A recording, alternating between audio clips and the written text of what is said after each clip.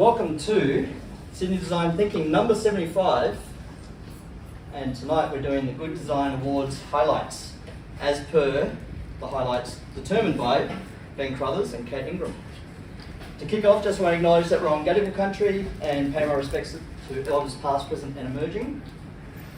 And a big thanks to Thoughtworks for having us and giving us beer and pizza, and our Thoughtworks volunteers who hung back to hang out and drink beer and have pizza and let us all in and do all the good things. Thoughtworks have been a long-term sponsor since the early days back in 2015, so it makes a big difference. Big clap, thank you. For the record, that wasn't even a Thoughtworks person leading the charge, so thank you.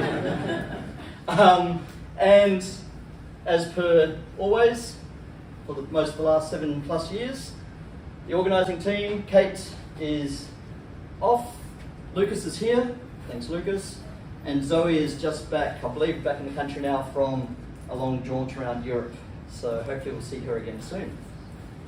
And today, the guy on the left there. Don't worry about him, dodgy. And today is actually World Usability Day, 10th November, hopefully everyone knows that day. Important day. And somewhere that's been in and around the day itself and UX forever, Susan Wolfe is going to come and you didn't like that intro? Meaning I'm old. The OG. Meaning I'm old. Yeah. So one, to say a couple of things about World Usability Day and to also explain what that QR code is. So I'm handing over to Susan. Thank you. Thank you. It's a lovely QR code, don't you think? Don't go to that QR code yet, because I don't want you to answer those questions yet. But yes, today happens to be World Usability Day, so if someone didn't already wish you a happy World Usability Day, let us be the ones to do it. Yay! Yay! As it turns out, because it's the second Thursday in the month earlier here than it is in the rest of the world, we get to celebrate it earlier. And so I guess this is our Sydney event for it, as it turns out. Ali Camp's on as well. Oh, Ali Camp is on. Okay, great. But for those of you who have never heard about World Usability Day, it's a great opportunity for us to basically celebrate the important work that we all do. And also, it's to promote the work that we do, and it's to really, let the world know about the important work that we do. So it's been going on for 16, I think this is the 16th year, if I'm not mistaken. I think on the website it says since 2005. Okay, whatever. So do the math. So it's more than that. I remember I was involved in organizing the very first one here in Sydney, and that was in 2006. So you can do the math. But the whole idea is to promote, it's to socialize the idea, it's to bring our community of designers together along with the rest of the world to understand the importance of what we in fact do. And for those of you who are connected with Ben on LinkedIn, you would know that he posted a very lovely message today about the importance of it and about the initiative that the World Usability Day Committee is in fact pushing with the United Nations to really emphasize the importance of providing tools and systems and processes and products that are accessible to people in developed and developing countries. And so we encourage you to check that out and to sign the petition, because we all think it's very important. And so that's one point, but that's not really why I barged into this party. The real reason, apart from wanting to hear what you folks have to say, of course, but the real reason I did ask if I could have 1 minute, now I've taken 3, but of your time is to actually solicit some input from you folks.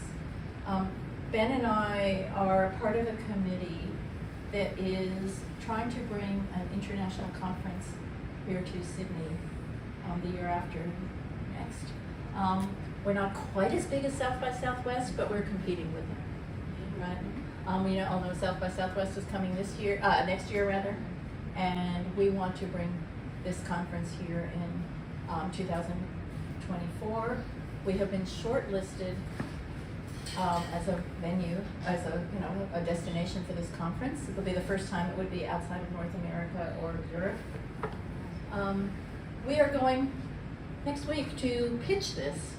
I mean, they're coming here for us to pitch this. And one of the things that we have to pitch is what a great community we have.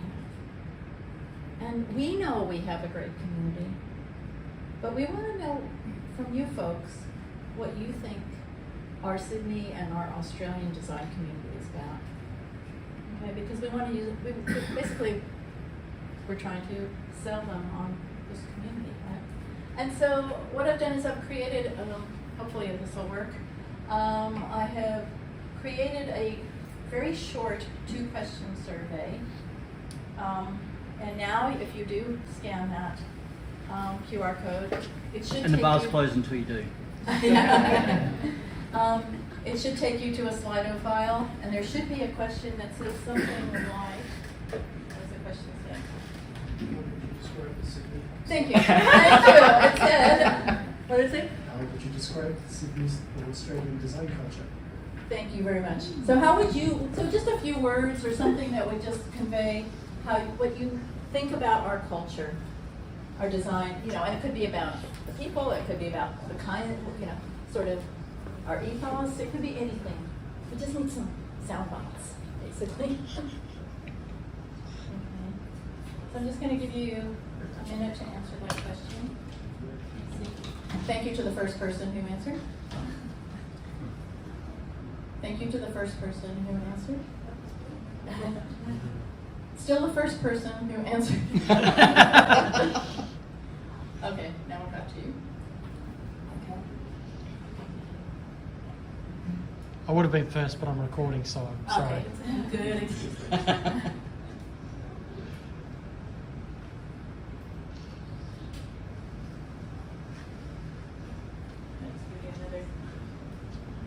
Couple of minutes, because I have no idea what happens if I ask the second question. I don't know if it stops the first question or not, so.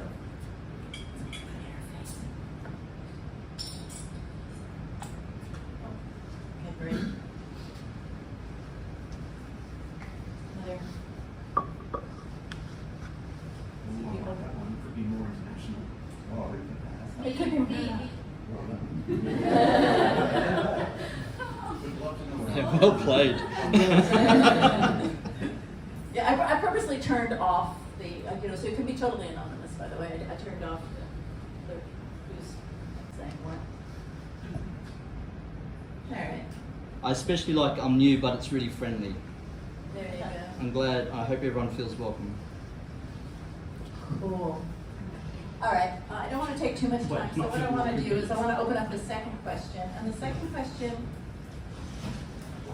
my trusty assistant, what does the second question say? What's an example of good design coming from Sydney or Australia? So anything, Good obviously Design this Awards. is leading into what you folks are talking about tonight, not surprisingly, and you might get the award. Yeah. No, but anything, and it could be something you happen to be involved in, it could be something you've seen. We just want to get some, we want to be able to sell some great stuff that's happening here. I have a lot of ideas, but I don't want it to just be my ideas. Okay, so if you happen to be working on something and you want to put that in there, that would be great, or something you've seen, or something to know about. You want to talk about pizza? I think you can pretend that Dresden glasses were the first. Actually, it's had 2 mentions. Dresden glasses? Sculptures by the I sea. didn't- Yeah, those are both. I have Dresden glasses and I went to Sculpture by the Sea this year. Have you got a hills hoist? No. I live in the inner west. We're right in And if you need some help, to identify what a good design looks like, you can channel Yeah. our good design ambassadors here. Yeah, and like, can you please tell us? Imagine if you'd prepared a whole talk on it. Coincidentally. All right, I don't want to take any more of your time, but I really appreciate it. I see a bunch of things coming in. If you have other ideas that you want to share, you could send them to Ben. If you can find me on Susan Wolfe, you can look me up on LinkedIn. Otherwise, you could send it on to Ben, and Thank you so much. Really appreciate it. We'll keep you posted when it is. When it's not in my days. Thank you, Susan. And thanks for all you do and have done forever. So, into the game. So we're lucky to have two speakers tonight, Ben Crothers and Kate Ingram. They'll tell you more about themselves. They're both good design ambassadors, which is kind of the function they're hearing. They'll tell you what that means. They'll tell you what the Good Design Awards actually are, and their highlights from this year's Good Design Awards. So I'm looking forward to this, and I reckon game on. So this is a bit of a tradition now. Last few years, almost at game on. Is this the third time? Yeah, it is. Or second? It feels like a tradition. Oh, actually, there was supposed to be one last year, but then it sort of we did something else last year. Okay. But it is a bit of a state of the design nation. Yeah. Is that right? Yeah, that voice Yeah. kind of feels clunky. But what are the highlights and trends and insights that are emerging through the Good Design Awards, through the eyes of Ben and Kate? So, over to you. Do your thing. I'll switch slides for you. Thanks, Ben. Hi, everyone. Is the audio level okay? Yes! Thanks, everyone. Who wants the power? Can unmute, thank you. I can start with the power and I'll hand the power over to you. I'm Ben. I'm still Ben. Been in design for over 25 years. Designed a lot of stuff. Through that, I'm now mostly a facilitator, an illustrator, and a strategist, because all of these things go together very nicely, I find. And I think this is the 6th or 7th year that I've been a judge for Good Design Awards. So they keep asking me back. Hopefully I'm doing the right thing and putting the right entries forward, along with my fellow judges and ambassadors, like Kate, please introduce Thanks, yourself. Ben. I obviously am not as qualified, having only done the awards 1 year. So I'm the junior, let's say, in comparison, and you are very humble. Probably, fully following the footsteps of someone as amazing as Ben. I am, although I should say I've sold myself the consulting realm 3.5 years ago. But as we do, designers are really great in the sense is that we adapt. We're very good at adapting. And as part of selling myself to the consulting realm, what we're basically doing, and probably a lot of you are doing this in your everyday work, is you're teaching people that are, let's say, non-traditional designers the really important key principles and concepts about design, because we know that they solve so many problems. So I am part of we've just actually had a rebrand. So we were called the Customer Brand Marketing Advisory. I'm based in Canberra. So 99% of my work is government. And those 3 words don't resonate very well with government. But of course our rebrand was just Customer Advisory, so we just got rid of 2. But it's interesting, we start talking about brand and government with reputation. Talk about reputation and social license. Marketing, oh gosh. The lessons I've learned in the consulting realm is this concept of change management or transformation, which I'm like, isn't that just change on a big scale?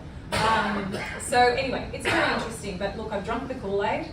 Who would call something design thinking? Like, seriously? So yeah, I also lead our nationwide design thinking training throughout KPMG and also globally. So teaching a lot of non-designers and consultants, and like we've got people in audit and risk. Remember KPMG used to, one of the big 4, bunch of accountants. Even they can use a lot of the fundamental principles of design to help with their everyday work. So that's a little bit about me. I'll just really quickly before that though I am a traditional designer. I don't know how many industrial designers we've got in the house. Industrial designers? No. We normally have Dave, he's not here. Oh. You couldn't make it tonight. So I've had a journey. I did industrial design, but as we'll probably talk about, our country is getting better at onshore manufacturing. this thing to start. But you know, Scott Morrison the government in 2019 did endorse the relaunch of what we've now called the Australian Design Council. Once upon a time, it was called the Industrial Design Council, but people think we design industries, so that's not correct. That's called architecture. So all things is we'll talk about tonight. Design covers a lot of categories, and we obviously do a lot of those in the design awards.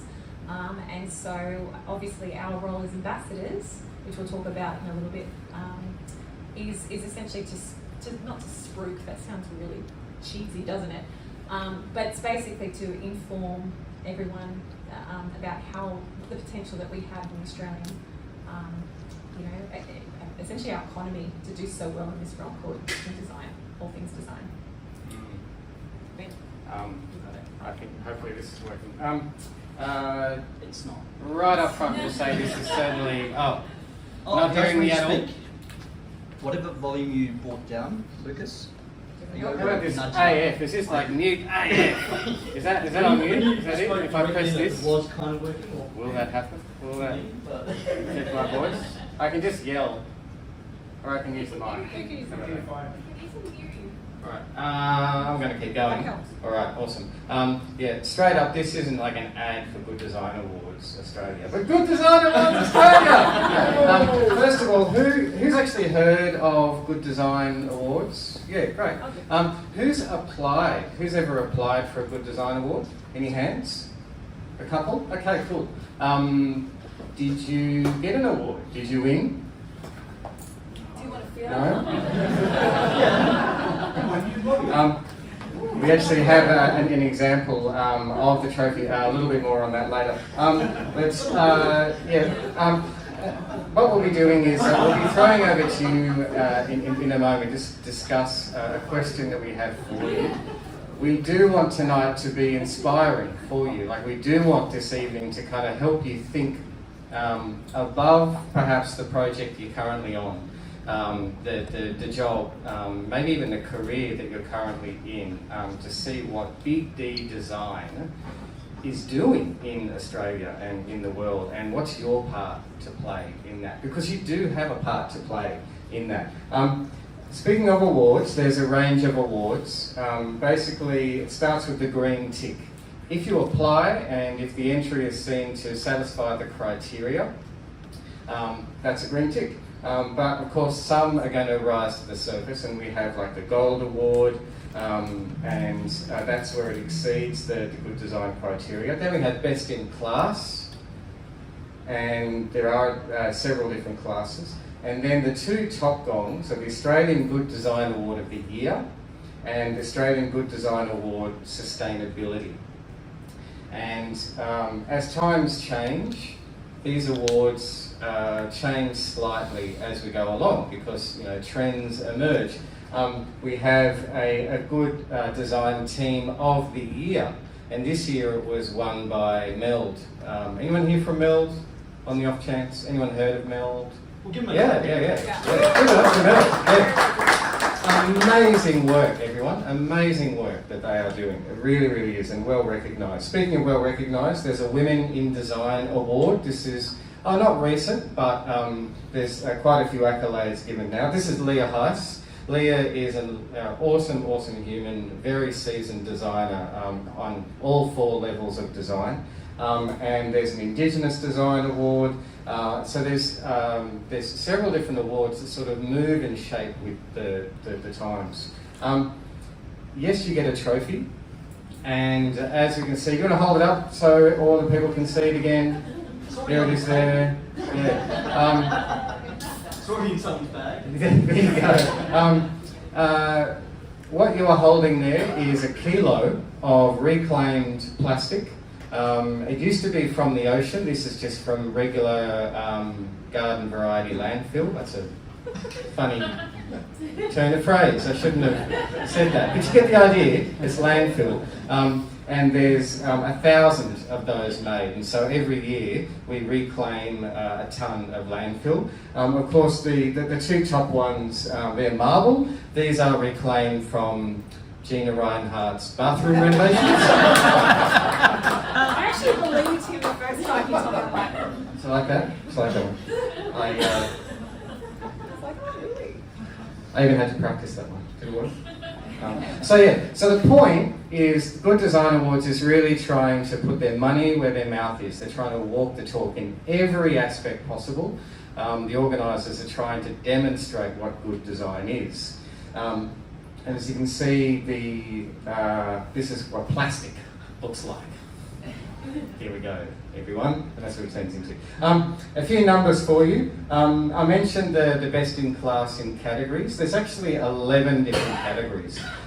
Do please take a look at that, because I bet you are in at least a couple of those categories.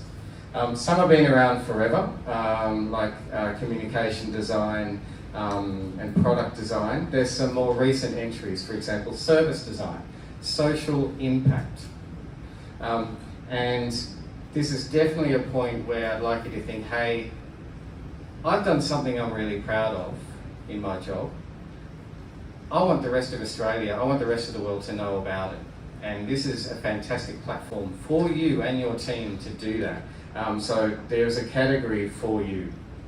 This year we had 850 entries. There were 70-ish of us. It's 64 years old. It started in 1958. There's a black and white photo of His Royal Highness Princess Philip. Princess Philip. And it's widely recognised across Australia through 34 industry partners. So bottom line, this isn't just popping up overnight, and it's here to stay, and it does a stellar job at trying to be that platform for the work that you do. Like that, the great work that you do. And we evaluate it through 3 criteria, basically. Is it good design? In other words, is it useful? Is it usable? Speaking of usability, Dave. What impact is it having? Is it having some sort of impact on people and their lives? On business? On the planet? What positive impact is it making? So those like little individually wrapped plastic things that you get?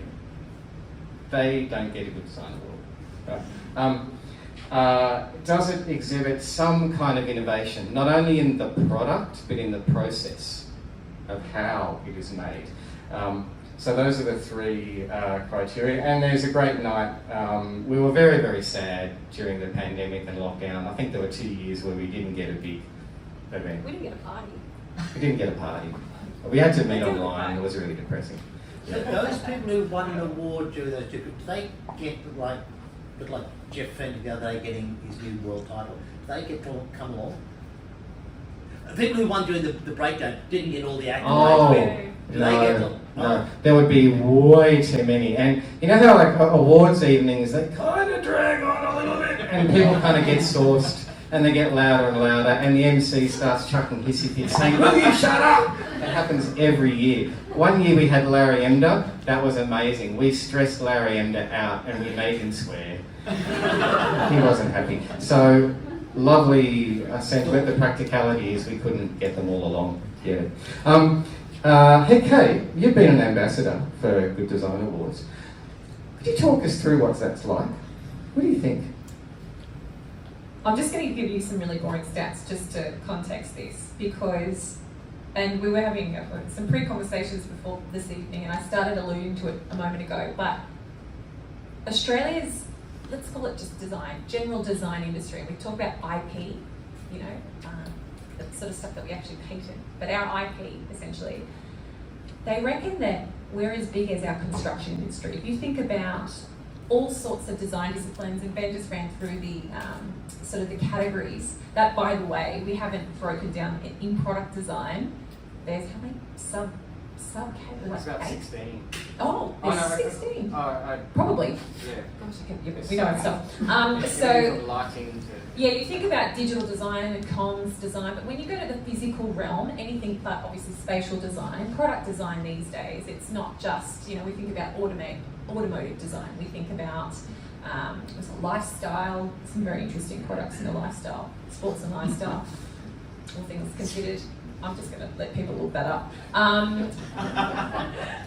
But the point point is, you think of all the design disciplines, right? And essentially, they're saying that the GDP of design-related industries and workers, this is back in 2018, this stat that I've got, it totaled around $67.5 billion per annum back in 2018, which is about 3.5% GDP. Okay, so that again, that's about the equivalent to the size of the construction industry. And as I mentioned, and I think the pandemic probably helped our cause a little bit, I think we realize, look, I work in government, so we're faced with this problem all the time. We talk about sovereign capability, right? So our manufacturing industry, as most of us know, is not like it used to be. Poor Mitsubishi. We had, once upon a time, we had a lot of onshore manufacturers and companies. And of course, you think about China, but you think about the rest of Southeast Asia and how it's just cheaper to do manufacturing overseas. Unfortunately, when manufacturing goes overseas, a lot of our design capabilities go with it. So what the Morrison government did in 2019 when they Good Design Australia, the Design Council of Australia, when they relaunched the council in 2019 with the Morrison government support, there was, I think, an aha moment where it was like, we really need to start to ramp up our manufacturing, and with that design, and all things design. So if we talk about what it means to be an advocate, and it's we say we're honorary, but it's an honourable, position to be in, I'd like to say. But it's all things design-led innovation, and we can break that down. What is design-led? What is customer user-centric design? All these things. But it's about promoting what all sorts of design and designers can do for our economy. But not just our economy, and we talk about the Social Impact Award, it's how we can improve life for all sorts of, communities, individuals. So we know that we've got the intellect. We know that we've got great research. It's about how we get smart in commercialising those ideas. My good friend Anne-Marie Sargent, some of you might know the Australian Design Alliance. We're lobbying more and all the time for better IP laws in Australia because they're just kind of crap. Can I say that? We need to get better at protecting our ideas so that we have the confidence to be better designers and to put out into the world our good designs with confidence that we can then obviously commercialise on it and profit on those ideas. But also when we say profit, it's not just about money, it's about the richness of how those designs can transform communities, social impact, as we said.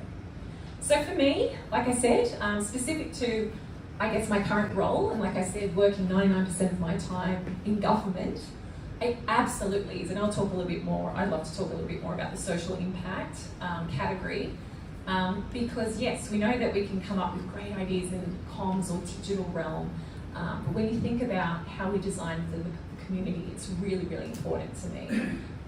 And like I said, just teaching the non-designers about the concept of design. Everyone loves to put something in front of that these days. It's user-centered design, it's human-centered design, it's evidence-based design.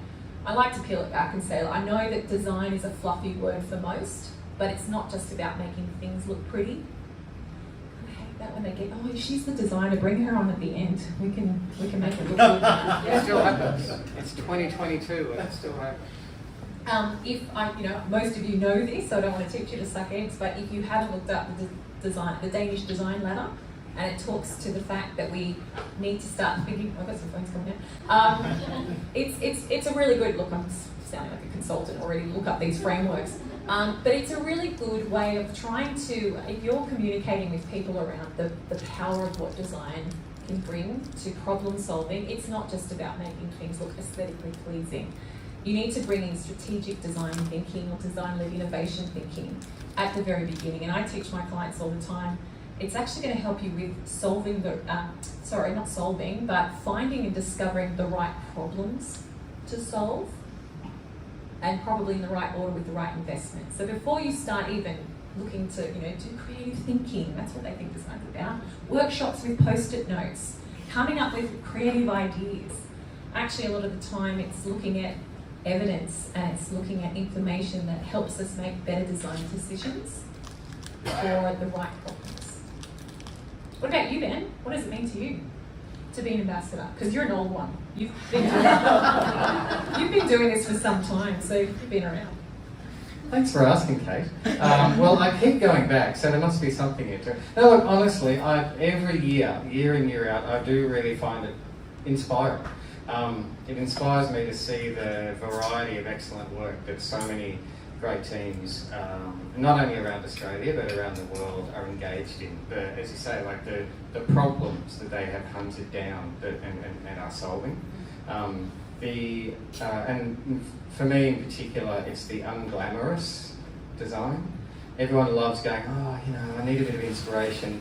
We're going to go to Dribble. I'm not going to show anyone, but in the comfort and privacy of my own browser, I'm going to go to Dribble. And like, that's awesome.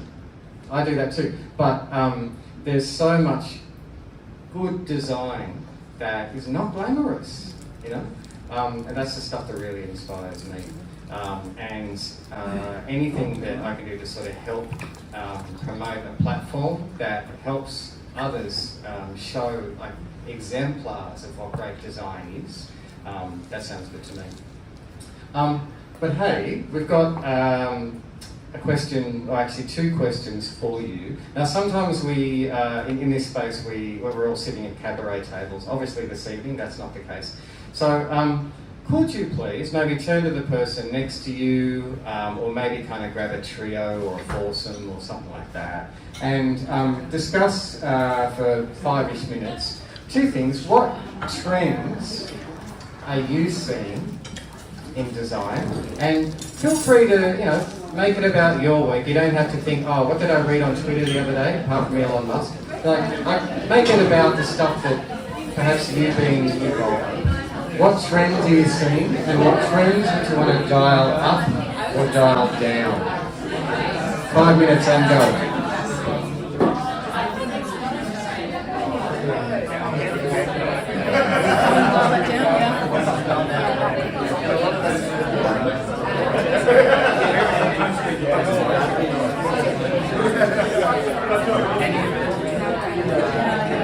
Some insightful conversations going on, which is awesome, of course, because you're all very, very smart.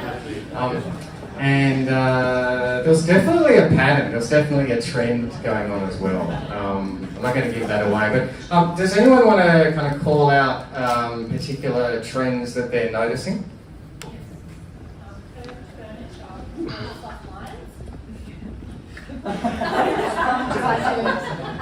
Curved furniture and a lot of softer lines in interiors. Any idea why that might be the case? I think it's more ergonomic for a lot of people who are working from home. Softer lines, curved lines, love it. Another trend? Yeah, greenwashing, like everything's green this, green that, like we're gonna be green forever, blah blah blah. So yeah, just everywhere. Including the sign behind us there. 100. Greenwashing, I heard that somewhere else in the room as well. Another one.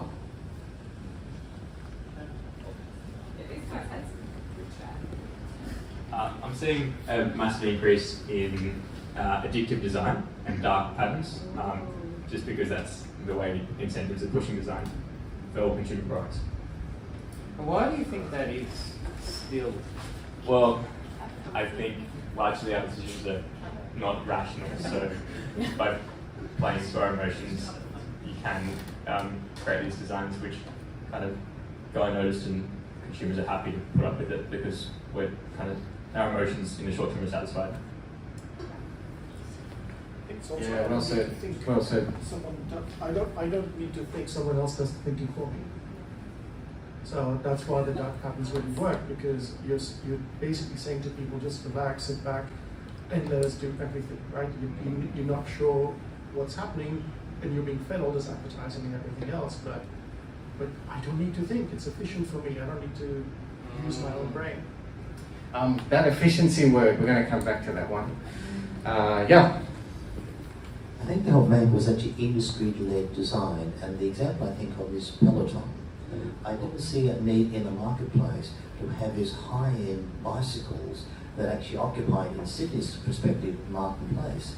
There must be a massive markup in buying this bicycle, which is just like Jake, who was here before, cycling around Sydney, except you pay an awful lot of money, and I'm assuming you pay an ongoing fee to have some sort of new program to cover the cost of the rent in Martin Place. And it seems to be driven by not a need, but somebody thought of it, and we're going to create the famous line, build it and they will come. Thank you. Just a final note, we also talked about accessibility, and not that it's a trend so much that it should be a requirement, but it's also just gained a lot of salience and a lot more awareness in recent years, so a lot more designers putting accessibility first. Thank you. That one right there. Who else was talking about accessibility? Yeah, take a look around. Quite a lot of hands, quite a lot of groups came up. Should it be dialed up or dialed down? Anyone think down? Would you care to elaborate? You don't have to. You don't have to. I'm totally putting you on the spot. All right, here we go. Game on, she says. Don't hate me. I think dialing down, not in the sense that we all expect of doing less accessibility and making it less important. I think it's about thinking about it in a different way, because I've noticed that a lot of design is boring or standardized now because of accessibility, and it's because we're just ticking all the boxes of vocab instead of thinking about motion and thinking about image and thinking about video or whatever it is that will help us get the design across in an accessible way. And then also going and talking to these people and meeting them in places where they're not feeling like they're being interviewed, but they're like in their common ground, so that you can understand their environment. So yeah, dial it down. I might just add to that, it's interesting, we, especially in government services, you think about NDIS, we're trying to teach our designers in the first instance, and maybe in a way that you were talking to, it's about, you know, because we talk about disability, we used to talk about disability, and now we talk about the range of ability. Because, I mean, I think every second person's getting diagnosed with ADHD or dyslexia. I'm sure I'm on that spectrum somewhere. But you know what I mean? Like, whether it's physical or cognitive, there is a range of what we're saying abilities. And I like that point too, because I think once upon a time, we used to have our, you know, we call out extreme users or our minority groups, and we would say, all right, we've got everyone here, we're going to cater for them. And then this really awful-looking thing that really attracts a lot of stigma, let's be honest, is for those guys over there. It doesn't have to be like that. So it's almost like, I think we need to be much more conscious, but it's how we design with accessibility and not treating it as a separate kettle of fish. And I just want to quickly add to that, who is sustainability? Yeah? It's become trendy recently. I'd like to just say that Good Design Awards, we've had and you saw Ben talk about it, the Sustainable Award. We've been doing that since, I mean, it could have been earlier, but 2007. Technically, I'd like to say before it was trendy. But this is the thing, right? We've always thought it's an important aspect in design, but now it's really cool. Yeah, environmentally friendly, sustainable, whatever that might mean. And I liked a gentleman's note over here about greenwashing, and I know another group is talking about greenwashing as well. You know, any kind of new hotness around, boom, corporates are on it like a pack of wolves, you know. And it's folks like us, everyone, like we have to keep a weather eye out for that. You know, we have to keep instructing people through our processes, through the products and services that we create, to make sure that, you know, people don't get the, you know, proverbial wool over their eyes. Okay, look, we don't have all night, so let's skate through highlights of the 2022 Good Design Awards. Now, each of these, there's a particular point that Kate and I want to raise with you to show you, I suppose, why these are an exemplar. None of them are perfect. But here we go. Now here's the top gong. This is the advanced cell isotopes 212 lead generator. It makes radioactive isotopes, ladies and gentlemen. Why? For shits and giggles. No. Why? For cancer research. There's radionuclide therapy that up until now has been incredibly hard, incredibly expensive. Up until now, you make these radioactive isotopes in a machine, I'm not kidding, that's the size of a small bedroom. And the thing about these isotopes, they have a very short half-life, very hard to transport, very hard to store. And what this has done is it's created, through appleization, like it looks amazing. Like you want to lick, you want to have it on your kitchen bench tile. Is that a camera? And you can pick things up. The point of this photo, by the way, is it's using instruments and the volumes and stuff that scientists already use. It's not asking them to say, hey, change your tool set. That's not Apple. Right on. And so in this we see trends of appleization. And we see it a lot. Does anyone design any medical equipment at all? Yeah? Anyone from ResMed? This is big with ResMed. Are you with ResMed? Oh, okay. I love ResMed. I've done a few gigs with ResMed, but this trend, and it's been going on for quite a number of years now, where we take something that it doesn't look like it came from a laboratory, it looks like it came out of a living room, And so they managed to minify this technology, and in doing that, it taps into this other trend of distributed systems. Like monolithic systems are the thing of the past. We have to go for distributed systems. These can live in every single laboratory now. Like every lab doesn't have to all go to the one massive facility to get their radioactive isotopes. And it is, it is a game changer. I know it's easy to say words like that, but it really is in the field of medical research. Australian made. Bravo. That was a big one, wasn't it? I'll just quickly add, and I'm not going to do this with every single one, but one of the reasons also it's got the top gong, as you can imagine, is its relevance to how meaningful it is, And this is again going back to the point that we have designed some incredible technology in this country. We still are. And it goes back to that point again where, yes, there's some beautiful aesthetic design here. It's the way it's been, I think the European Union has just, with this distributed systems, which is in opposition to appleization in this sense, is that they've just said, we're stopping with all these different cords, we're using one type. Has anyone heard about this yet? They're going to be using USB-C for everything, which I found the hard way when I was renting a car a few weeks ago, and of course I had the old USB cords for everything. But the point is that it's about that problem to solve that was identified here too. So, cancer research, how amazing is that? They've gone after something, yes, that's their domain, but they've gone after something that's really, really meaningful and can make a real difference in the world, and they've done it with grace and all the other nice things about it. Oh, that's other nice things. That's true. That's true. I find this inspiring. This one, there's a lot of awards that are given out for design in architecture, and one of the things that I find inspiring is the effort that they go to touch the ground lightly. To work with local Indigenous people on the land, to know the materials that are more local.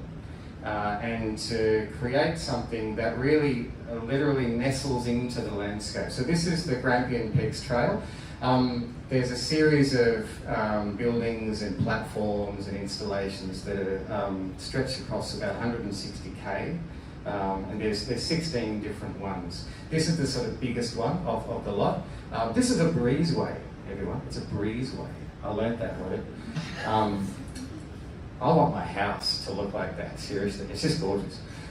So, yeah, that was an exemplar, and another thing to take from this example, I think, is broaden your design inspiration diet.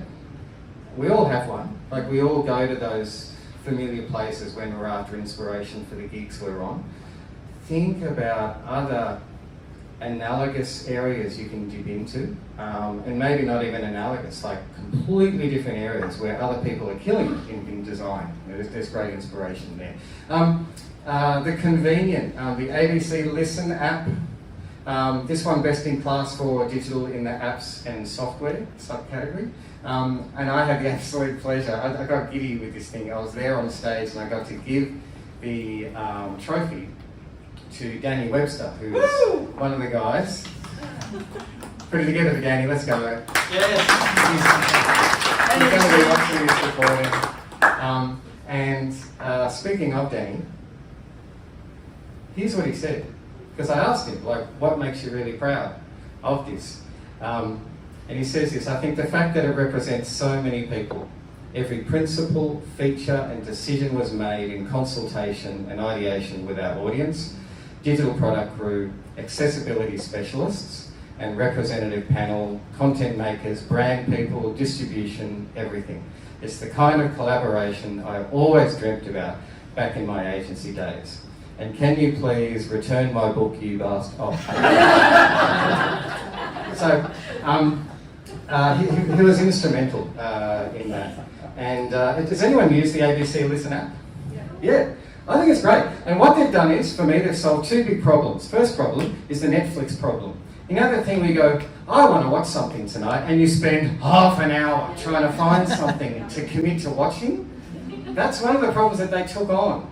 And the other thing I like is that they skate that thing between agency and serendipity. That thing of like, I know a thing I want to go and find to watch, versus I don't really know what I want to watch, or in this case, listen to. Show me something that is interesting for me. And they do such a good job of that. And there's such a tremendous amount of audio content. And, by the way, Australian culture under the hood of this one. And they do such a good job at surfacing it in a really intelligent way. Next one, the crafty. Anyone involved in co-design here? I love co-design. A couple of hands, that's good.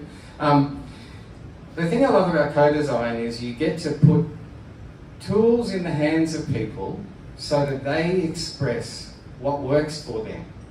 And what this team did, and it's the, I want to honour this.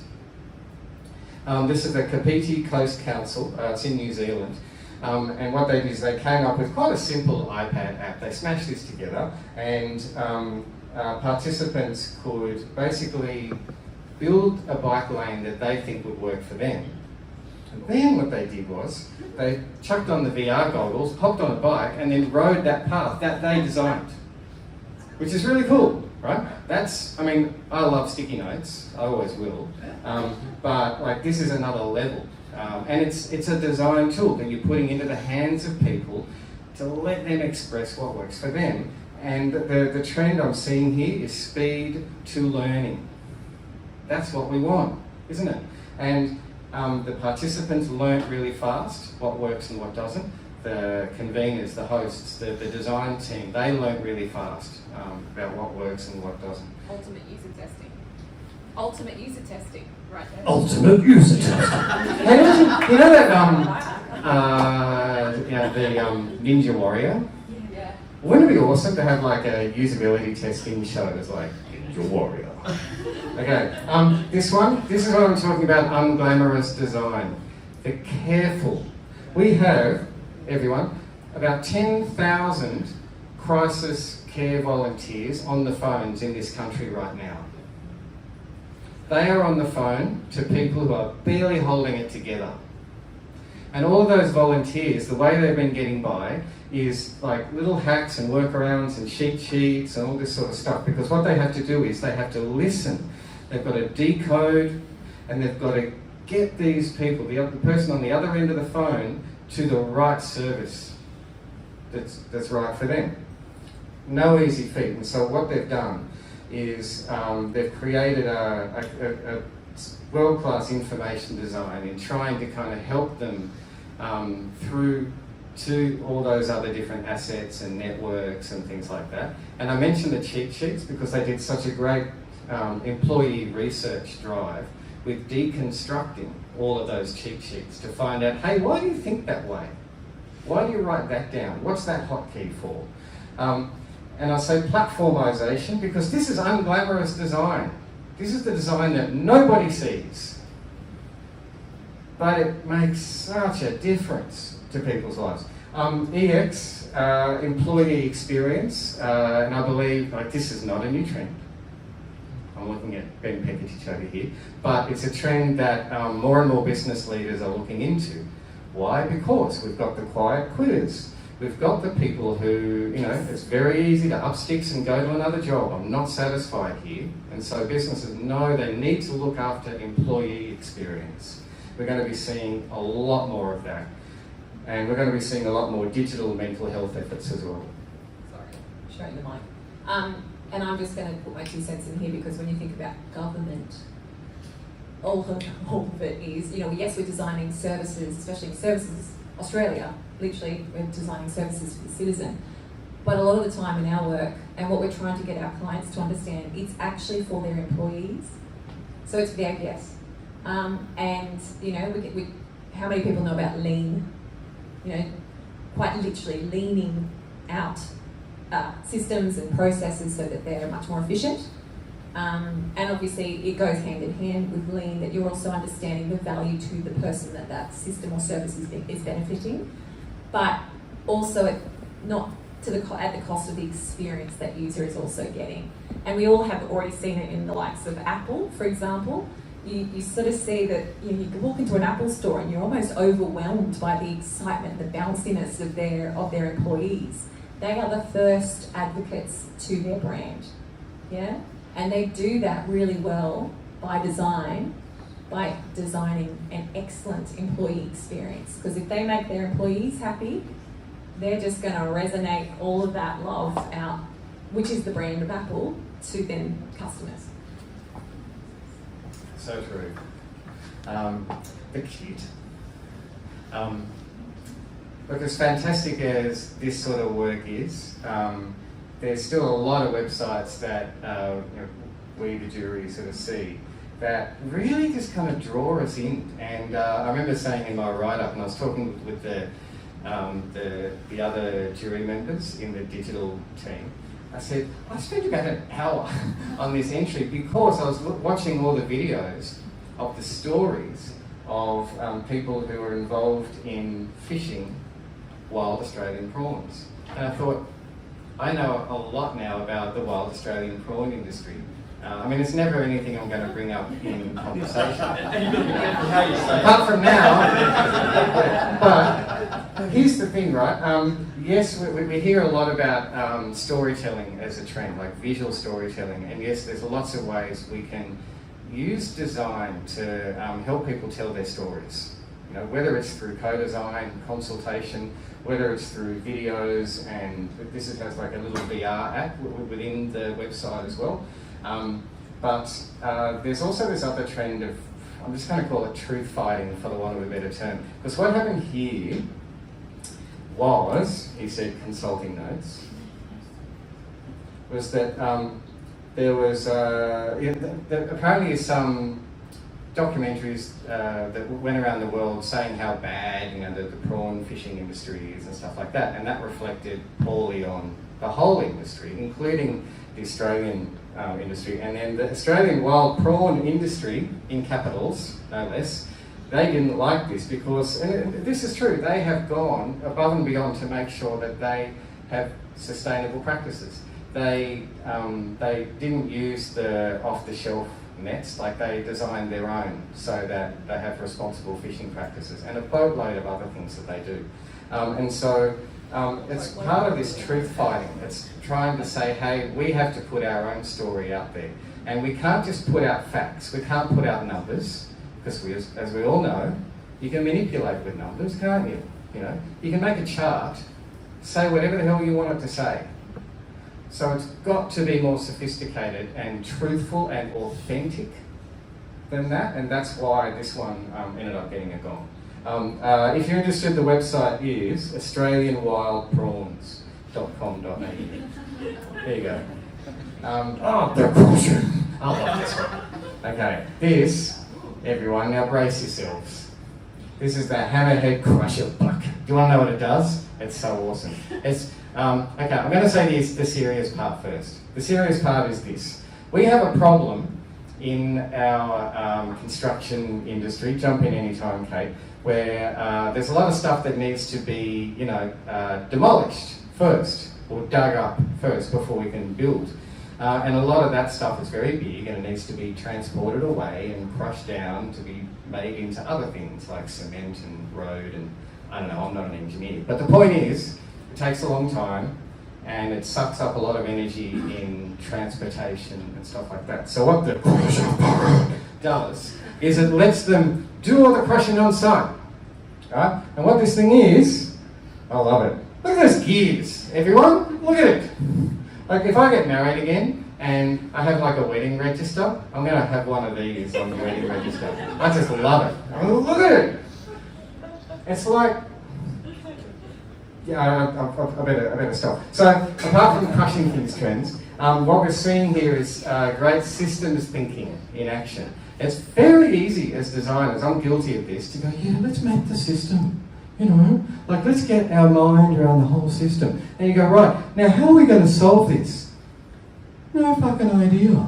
Can I go on the other client project? This is too hard. So much of systems thinking is actually finding out where your strategic levers are. Like what is a point solution? If you do that, it benefits the entire system. And that, everyone, is what this does. It reduces the, as I said, like the energy quotient and the expense in transportation. So there you go. Over to you, Kate. Talk us through it. Can't do that voice. What I was going to say is, to your point around systems, and who's done a lot of systems thinking in their work? Who's never heard of it? And a good way of thinking about things as well. There's some sort of there's a science, let's say, there's a full discipline around it. But if you think about it in simplistic terms, it's thinking holistically, again, about problems. So when you think about why this also is best in class, it's because they solved a problem that wasn't the obvious thing. So rather than just going, we could upgrade our material here, or we could make something with more curves, or something, I mean, it's pretty curved as it is. But to the systems thinking point, as Van's pointed out, let's look at the process or the experience that is, I mean, it's a pretty nuanced experience, but, digging things up and the supply chain, if you like, of what happens before and after. And then let's think about how we can speed things up, how we can simplify things. Why not? It's called, does anyone know break the rules when you're coming up with ideas? And it's like, well, who says we have to do it that way? Let's think differently. So this is what they've done in this instance. It's really cool. It's the crusher bucket effect in the design process, I think. I think that's what I'm just going to use that. I'm going to own that. Anyway, okay, we're nearly at the end, ladies and gentlemen. We're nearly at the end. This is the Foresight Mark 1S motorcycle helmet. Now, if Iron Man and Evel Knievel had a baby, this is what we have. Like, I want to learn how to ride a motorbike just so I can wear this. It's incredible. Basically, up until now, we've got motorbike enthusiasts. Does anyone ride a motorbike here? Awesome. I knew you did, Nathan. Yeah. Try it on now. You've tried it on? You are one of the 14,000, my friend. You only bought one, not all 14,000. No. Up until now, and Nathan, please back me up on this. Everything was bolt-on. Like if you wanted, Bluetooth is bolt-on. If you want like a headset, if you want like proper speakers, if you want a camera, it's all kind of bolt-on. It's very kind of tech-driven, and nothing was really ever integrated. And the team who put this together put a ton of work in convergence. Like we've had that design trend of convergence for a long, long time. Hello, iPhone and smartphones. Like all the functions in one streamlined, convenient device. So that's what's going on here.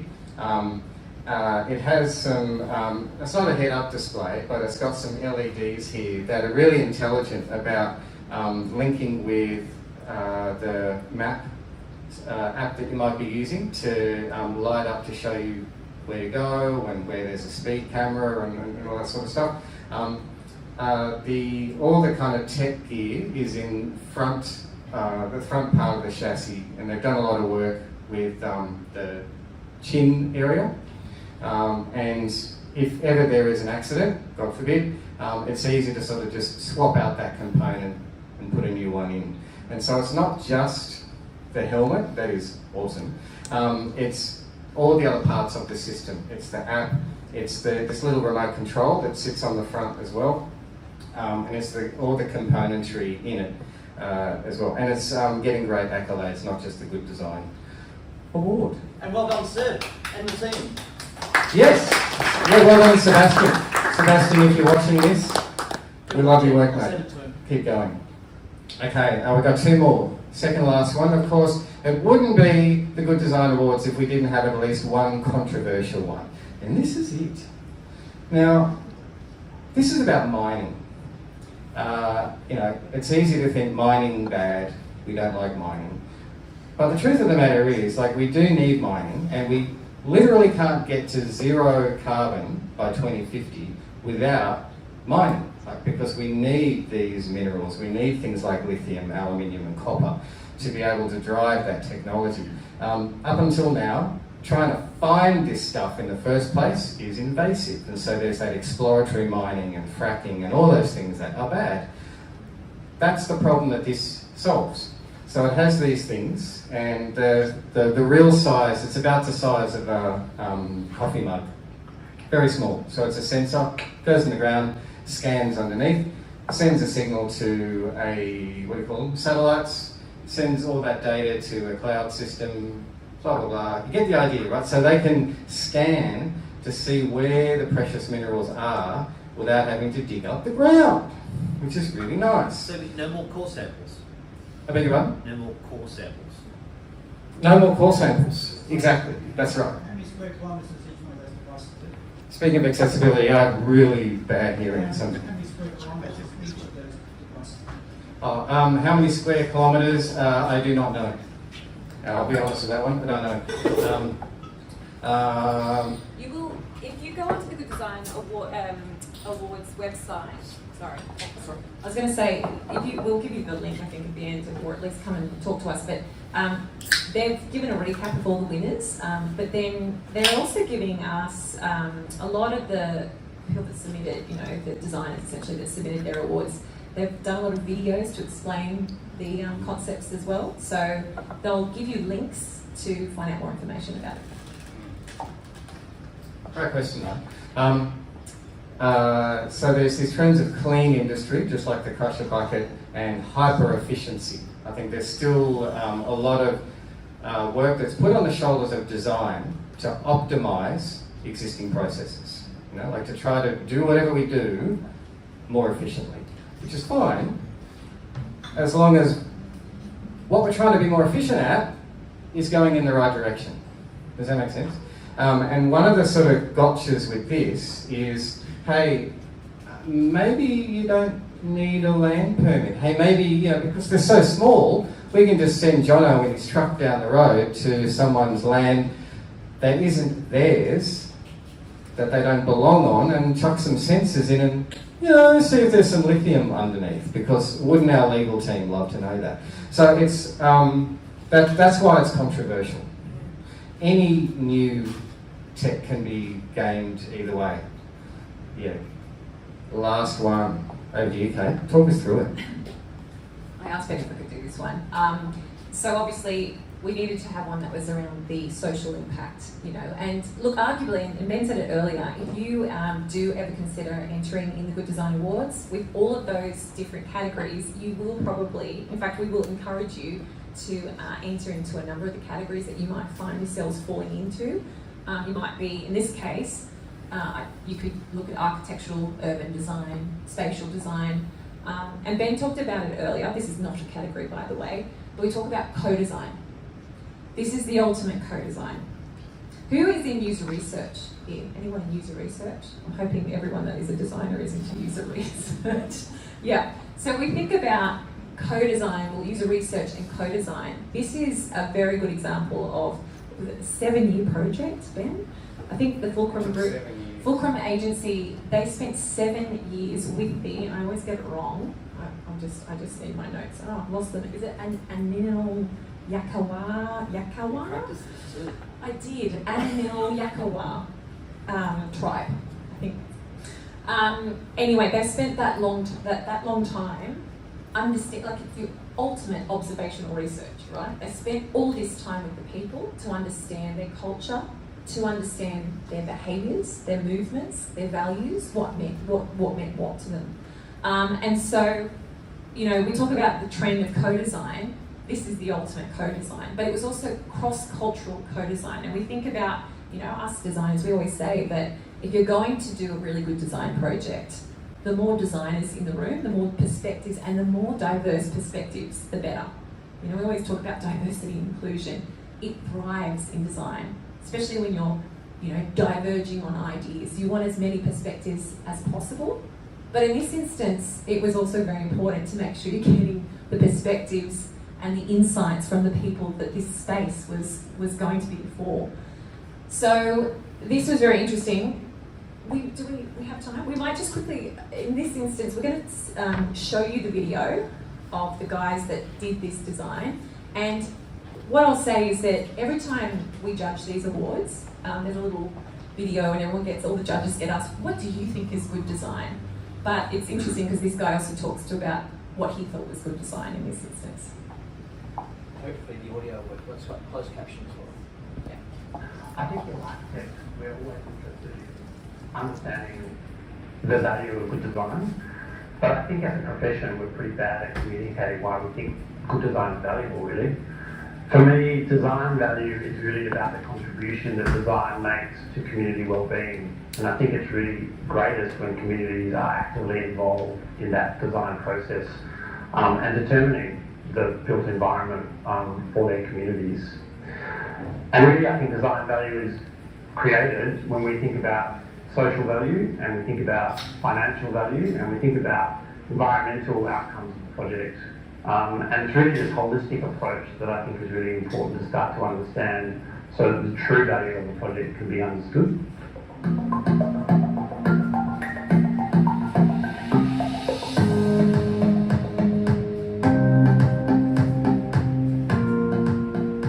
So over the past year or so, I've been really interested in looking at the idea of social value and social value outcomes and how those are kind of connected to the work that we're doing in the built environment.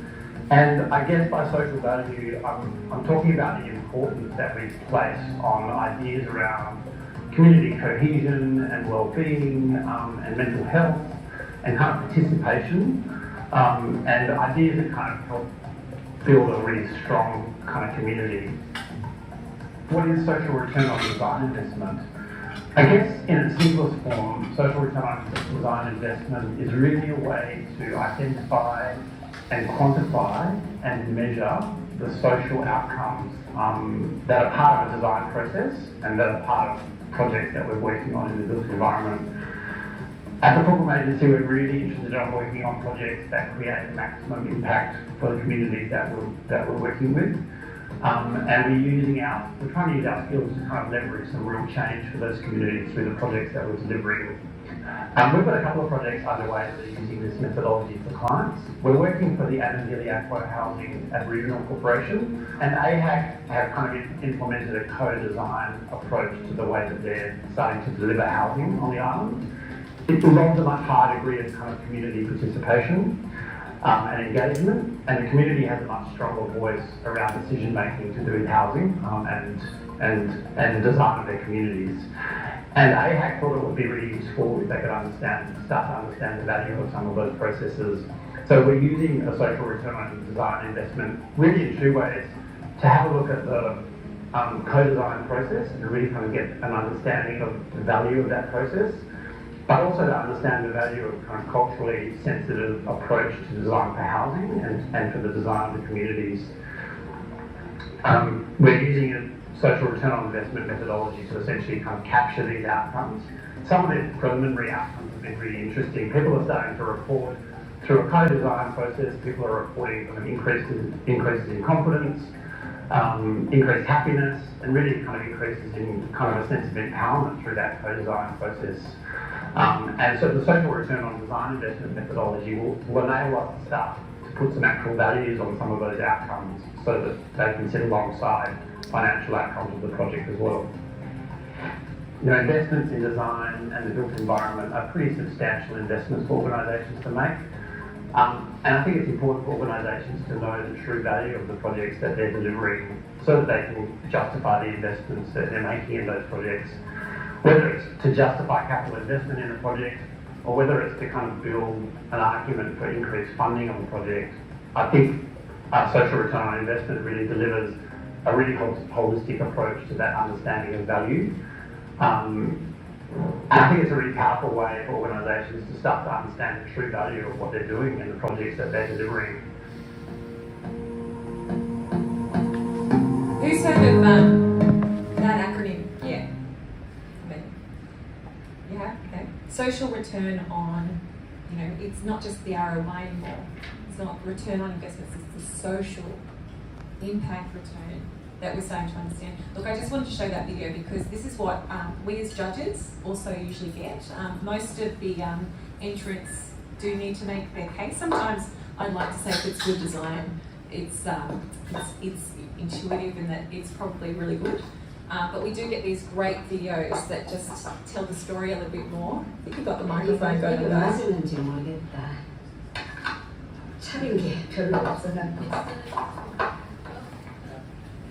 All right, I've turned it off.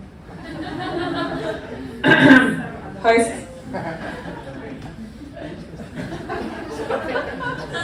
Anyway, we just wanted to finish on that note because again, it's not just about, we had lots of conversations earlier around the trends in, you know, we talked about awareness being the most valuable commodity that we think that, you know, especially revenue-driven organisations are focused on at the moment. And wouldn't it be great if we could get so many more people to think about that social impact return on investment? Anyway, that was really good. And just one other thing about this one is that, like we said, you know, every single entrant could be in this category.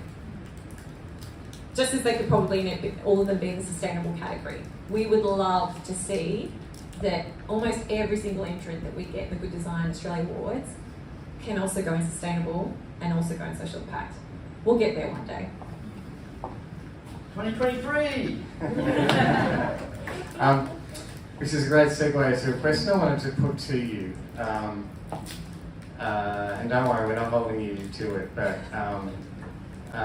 hands up, is this, anyone here, is it making you think, oh, there is something that I've worked on or there's something I'm working on that I want to enter? Excellent. That's brilliant. Yeah. Good. Mission accomplished. And here's the other thought, I guess, Kate and I want to leave you with, and that is, I know it's very lofty, but off the back of this, we'd really like you to think, you know, tonight and for the rest of the coming week and days to come, what do you want your design work to stand for? What does it stand for? What's it for? What do you want to dial up or dial down to make that happen? Lofty questions, I know, but you do have more power than you think. You do have more say than you probably give yourself credit for. Your team, the people you work with, they would probably back you more than you think as well. And everyone is just waiting for someone to take that first step. Yeah. All right. On that note, thank you very much for your time, and we're happy to stick around for questions. Thanks, everyone.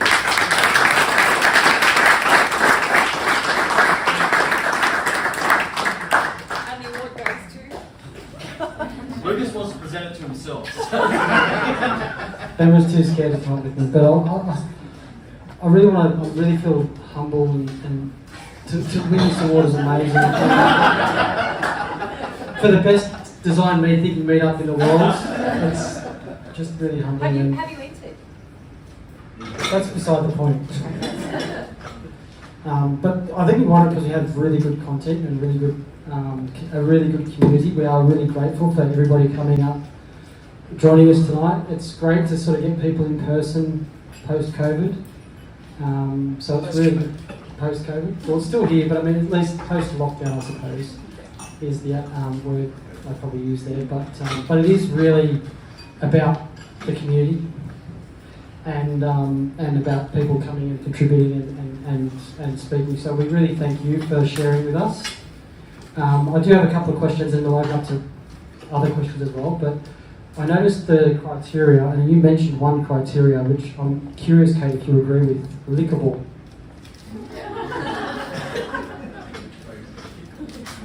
Is that Was that a spelling error?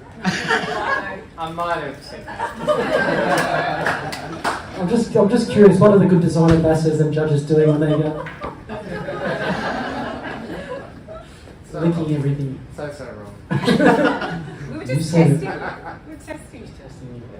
The other thing I noticed, if you're keen on Ben getting that crusher bucket, we'll try and get a petition signed for someone who wants to marry him again, so he can put on his waiting list. Is that You know, you can just put one. He wants one under his cupboard, kitchen cupboard already. He's already told me that. Cool. You don't need to get married to get We're with you, Ben. We're here for you. That being said, open up to questions, and but I do want to give these guys a round of applause quickly, and thank you very much.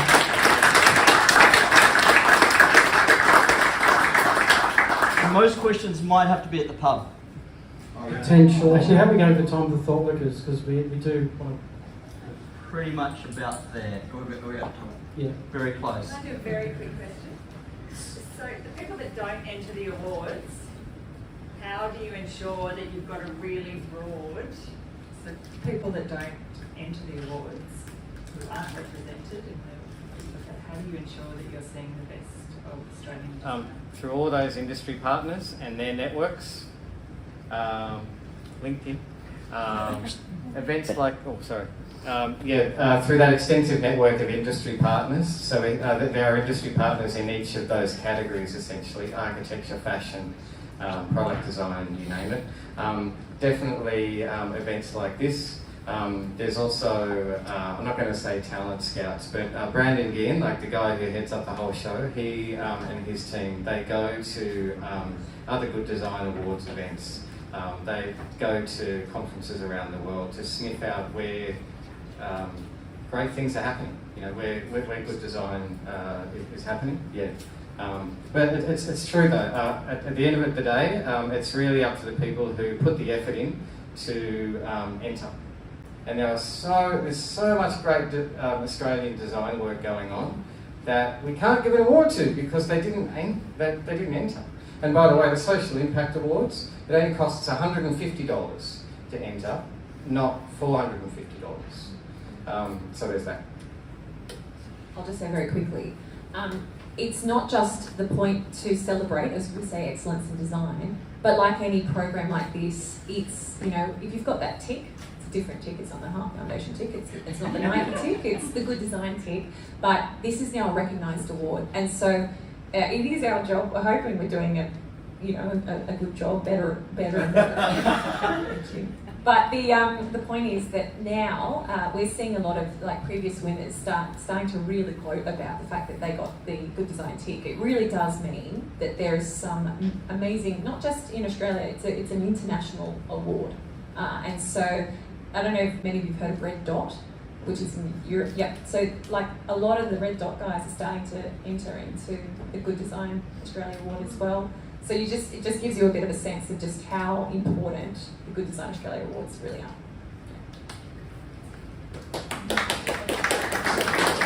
Do they need to make the party so they can get Larry into speaking so you can just piss him off? Yeah. I think we should give awards to we had Deborah Knight this year, and I think she really just, at some point during the awards, she just told everyone to shut up. Yeah, she that was just pretty funny. But you've seen all the categories, you saw at the stats, there are a lot to get through. It's a great night, and it really is very interesting, but it's also fun. And it's only the best in class that get on stage. Yeah. It's not every single award. But It's a lot, 1,000 awards, wasn't it? We did much better than the Oscars, and I don't think in terms of no one got cut off by music. Oh no, there was. Was there? Yeah.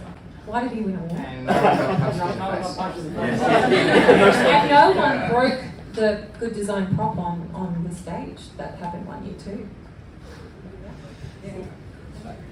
Awesome. So unfortunately we are pretty much at time, so we will need to say a massive thanks to Kate and Ben for sharing their highlights and insights. And come talk to them. At the pub. That was a direct instruction. There we go. So just a quick wrap up. We get to do this again, but with all the people.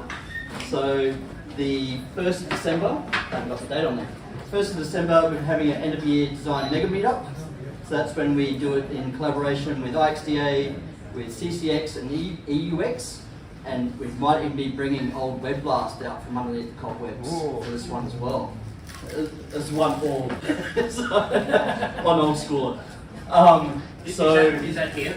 It won't be here. It'll be at Tankshian Labs at Sydney Startup Hub, where we had the last mega meetup. I'm not sure if people remember that in August. Is that just across the road? Just across the road, yeah. Directly across the road, directly above the York Street exit of Wynyard Station. That will be on the 1st of December. It's not the second Thursday as it normally is. Hit that QR code. At the moment, that will go to our normal SydDT meetup page. RSVP there, but Adam was supposed to have the Humanities page up. It's not up yet. As soon as he has that up, I'll be linking to it. And then you'll get your actual official ticket there. And then if you're into social enterprise in and around, we've got end of year and celebrating business for goods on the 8th of December. So that will be at a new space that we're launching at the ATP, so the Everleigh precinct, in the CBA community building precinct. So it's a soft launch of our new space, which is a pretty big moment for Sector as well. And so hit that QR code for the 8th of December. And I think that's all my QR codes. So thanks everyone for rocking up again, and see you at the pub. We need to get out of here pretty quick. We'll be going directly across the road because it's easy. The dodgy old pub on the corner called the Occidental, the Yoki. There'll be plenty of regulars who know exactly where we're going. It's not the best pub in the world, but it's the closest one. So we'll see you there. Out the back bar, not out the front. If you haven't got enough QR codes yet, I'll give you some more when we get there. Maybe we can bring check-ins back. Thanks everyone.